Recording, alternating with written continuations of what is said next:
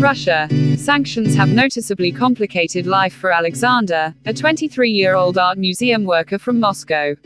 Surging prices have forced him to cut back his spending and explore getting a side job to help pay the bills.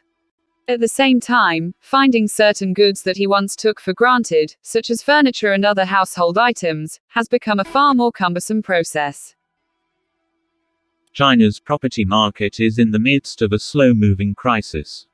Real estate prices have plummeted as authorities seek to rein in unsustainable debt and market speculation.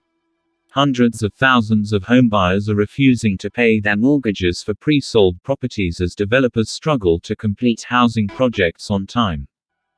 On the evening of May 13, India announced a sudden ban on exports of wheat, catching nearly all buyers and sellers of the grain unprepared. One notable exception was billionaire Mukesh Ambani's Reliance Industries, which has since entered the business of trading grain and quickly became the country's second-largest wheat exporter in the period after the ban. Makeshift camps have sprung up all over Pakistan, in schools, along motorways and at military bases, to give shelter to millions of displaced flood victims. Pakistan needs more than $10 billion to repair and rebuild infrastructure, Planning Minister Ahsan Iqbal said on Tuesday. Massive damage has been caused to infrastructure, especially in the areas of telecommunications, roads, agriculture and livelihoods, he told AFP news agency. Floods have swamped a third of the country, killing more than 1,100 people and affecting tens of millions more. In the northwestern town of Nowshera, a technical college was turned into a shelter for up to 2,500 flood victims, who sweltered in the summer heat with sporadic food aid and little access to water for bathing. We have been only eating rice for the past 3 days, 60-year-old Malang Jan told AFP. I never thought that one day we will have to live like this.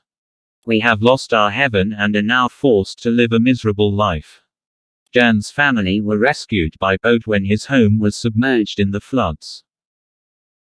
The last of his people, a Brazilian indigenous man known only as the Man of the Hole, has been found dead, decades after the rest of his uncontacted tribe were killed off by ranchers and illegal miners.